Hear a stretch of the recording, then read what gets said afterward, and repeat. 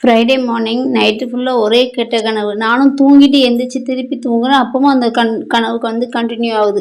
கடவுளே, யாருக்கும் எதுவுமே நடக்கக்கூடாதுன்னு சொல்லிட்டு காலையில் விளக்கேற்றி சாமி கும்பிட்டுட்டு தான் நெக்ஸ்ட் கிச்சனுக்குள்ளேயே வந்தேன்.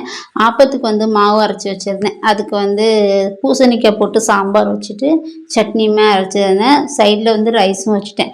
லெமன் ரைஸ் பண்ணணும். அதுக்கு இன்ஸ்டாவில் மசாலா லெமன் ரைஸ்னு ஒன்று பார்த்துருந்தேன். ஒன்றும் இல்லைங்க, எப்பவும் போல தான் தாளிப்பு கொடுக்குறதுக்கு.